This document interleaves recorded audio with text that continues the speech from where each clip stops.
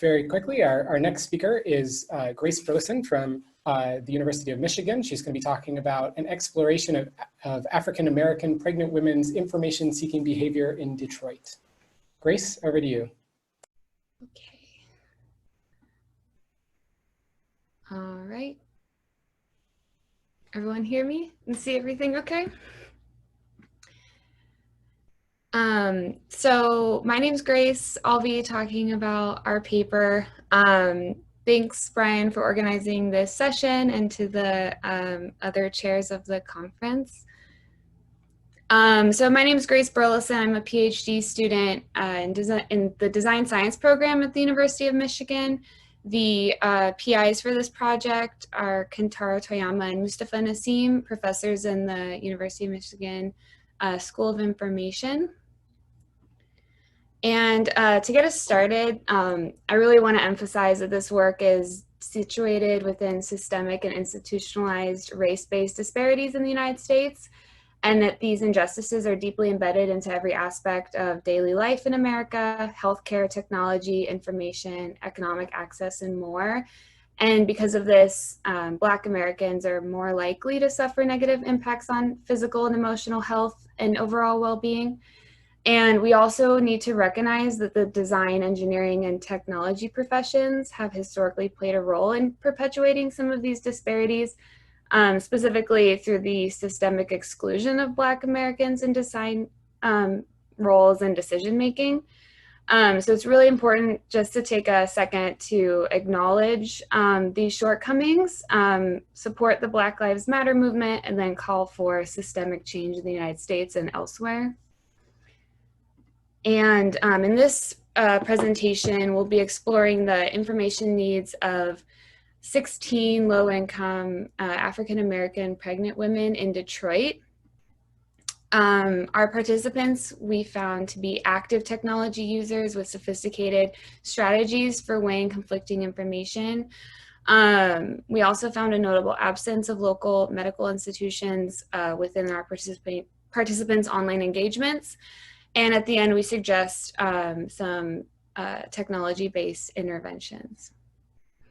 This work is motivated by the fact that in the United States, Black women compared to white women are 3 times more likely to die of pregnancy-related issues and 57% more likely to have miscarriages. And in Detroit specifically, where racial health disparities are significant, we also see a considerable use of technology, thus the motivation to explore ICT solutions as one way to address the information access disparities. So prior work tells us that when a woman becomes pregnant, she increases her use of digital solutions and internet. However, low-income and women of color are more likely to face barriers in their information seeking and gathering. And we also know that there's an increasing use of online social media platforms, particularly among the African-American community, as well as a lot of digital technologies and mobile applications, with over 900 pregnancy-related apps last year. So in the United States, the healthcare system is quite complex. It's a mix of private and public healthcare services. In Detroit specifically, where this study took place, half of the population is insured by government-sponsored programs. And the African-American population represents 71% of uninsured individuals in Detroit. In 2018, over 60% of pregnant women in Detroit were enrolled in a government-sponsored food assistance program, compared to 35% in all of Michigan, the state where Detroit is located. So for this study, we specifically aim to recruit low-income women and in the Detroit area by flyers and posts on social media.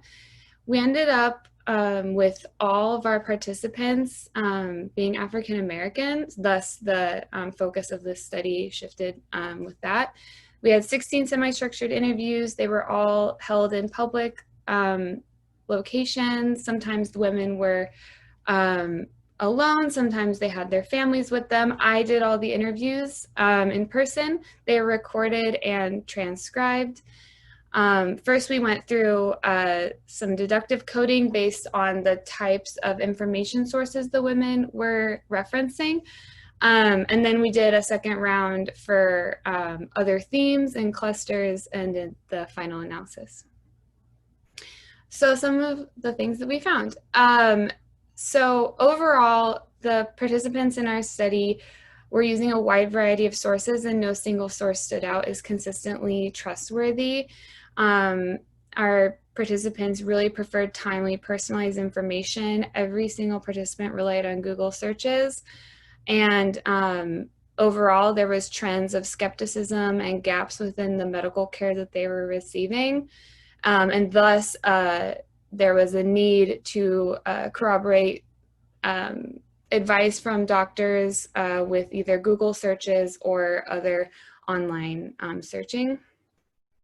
Most of the women we interviewed were using pregnancy tracking apps. And the main reason behind this was really the week-specific information, so knowing the size of the baby and the progress throughout the pregnancy journey. There was a strong desire for the personalization, thus really enjoying the weekly notifications. And in terms of other features within a lot of these applications, our participants really enjoyed more the chat features or hearing or reading other women's stories rather than the curated articles about health and fitness tips.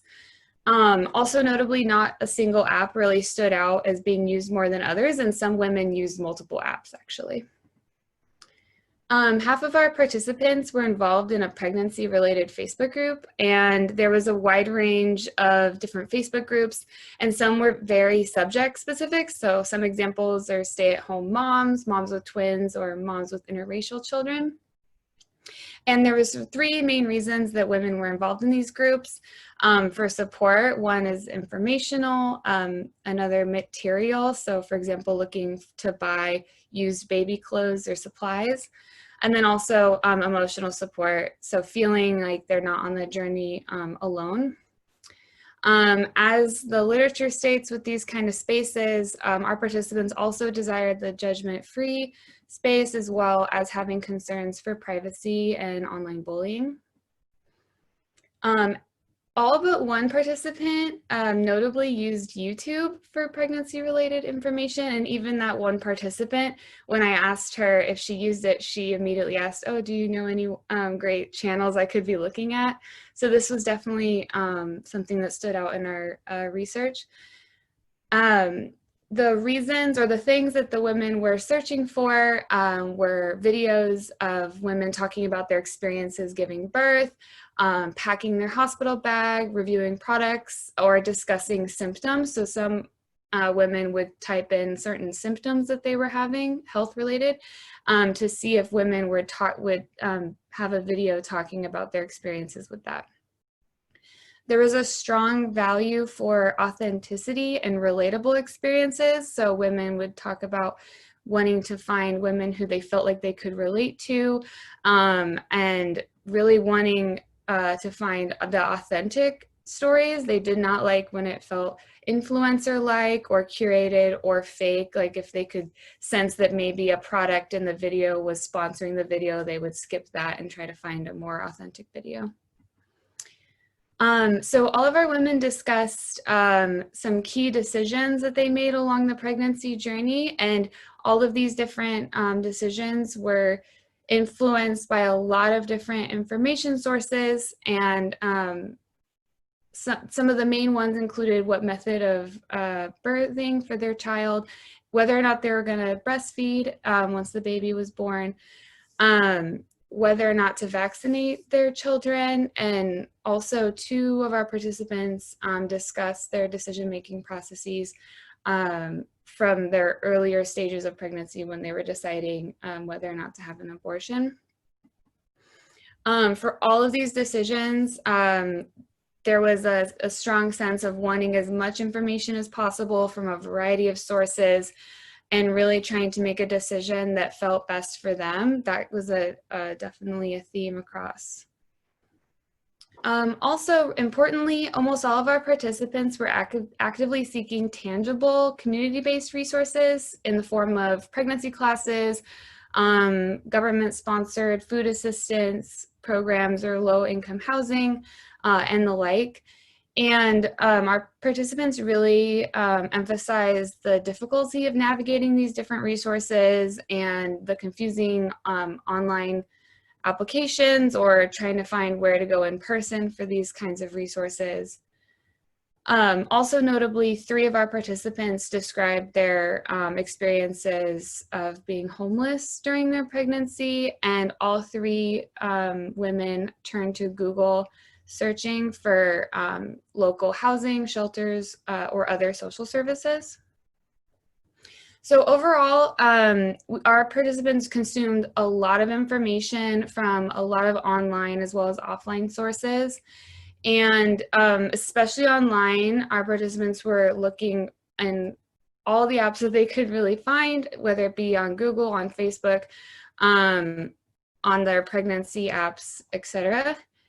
And in general, all these kind of major decisions that these women were making included a lot of evidence from a lot of different sources.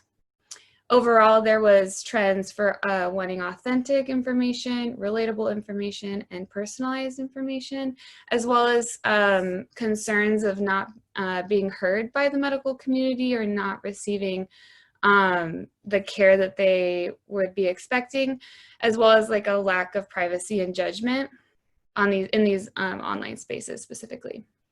There was also a strong mantra that every pregnancy is different, and therefore the women felt they wanted as much information as possible to then figure out what to do best for their specific situation, their family, and their body. So what this might mean for community healthcare workers, specifically in Detroit, who want to connect more with this community. One thing that really stood out was this emphasis of wanting video content, really authentic, relatable video content. So that is one tool. And also meeting these women online. So in these online spaces, women were not interacting with medical professionals, and so there's definitely an opportunity there for community healthcare workers. So overall, as I mentioned, there's avid online information seeking and a high demand for relevant, authentic, and relatable information. This is currently being met by YouTube videos, Facebook groups, apps, as well as Google searches.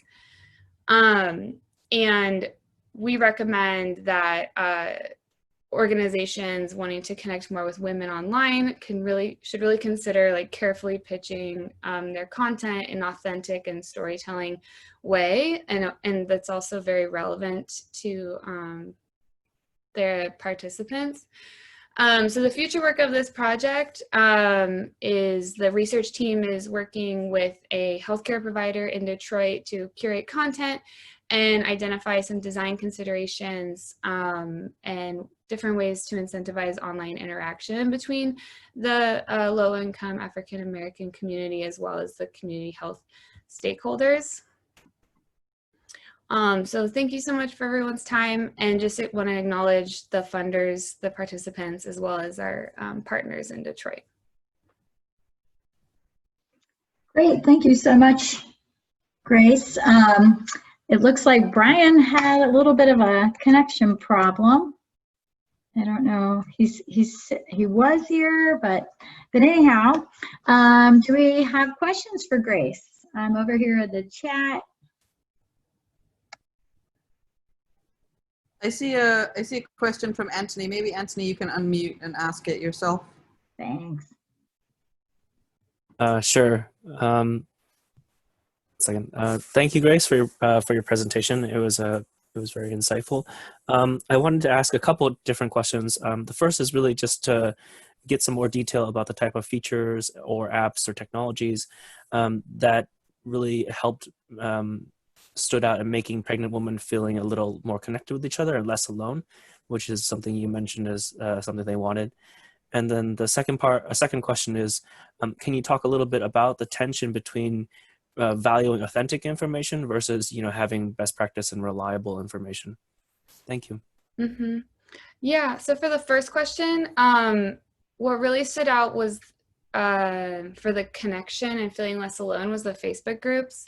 So there was a wide range of different types of groups, and the women who really emphasized that personal connection were often in a group that was like very specific kind of topic. So I mentioned the moms with interracial children. That specific participant went on and on and on about how much she enjoyed reading the different posts about women describing maybe like different tips about how to deal with like when the kids are going to school and kind of different things.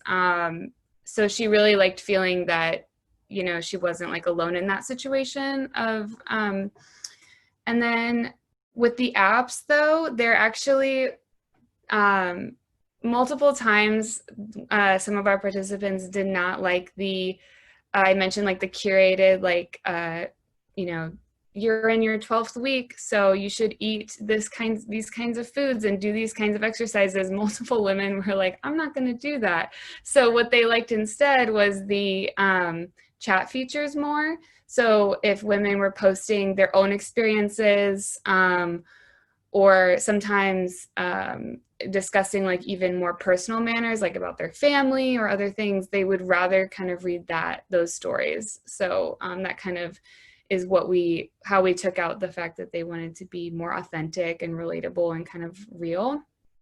And then the second question, the tension. Yeah, we discussed this a lot, and Mustafa might be able to speak more on this. I know he's on the call.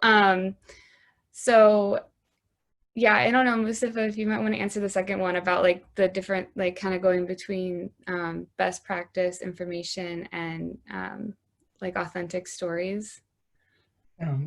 Sounds good. So I think one of the things that we found out about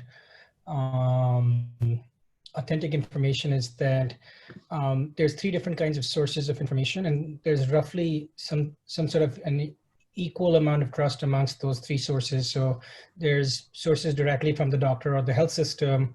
The second source is information primarily from online information sources, whether it's YouTube or Facebook or mobile apps or the like.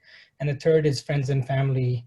And we found that there's a fairly sophisticated way to corroborate information. So women like to be prepared before they go to the doctor's office to ask questions that they want to get answered, or if they're getting advice that they're not really happy with, they want to push back on it as well. So what we traditionally believe with the healthcare system is that you would just trust the advice of the medical establishment was not necessarily the case. So there is some pushback, but they don't blindly just trust advice that they'll find online or that they'll find with their peer group, for instance. And so they try to cross-validate the information that they're getting from different sources. The other thing is there was one example where somebody talked about this particular video on YouTube where this YouTuber was reviewing 3 different breast pumps. And this woman said, who can afford 3 different breast pumps? Somebody's sponsoring these breast pumps, or she's getting some sort of money for these videos, so I don't trust it. So I went on to the next video. And so they're clearly trying to judge whether this is a paid post or not, or if this is some sort of an influencer post without having to disclose that the post was sponsored. And so they're clearly trying to do what's best for themselves and their baby. And they're trying to navigate this space where they're not getting the most accurate or authentic information from any one given source, and they're trying hard to differentiate between those and trying to find the best possible answer. And one of the, as Grace mentioned, we continuously kept hearing every pregnancy is different, and so while they take the advice, sometimes they choose not to apply it, or sometimes they choose to go and find another source that can validate something that they're already feeling for themselves. Great.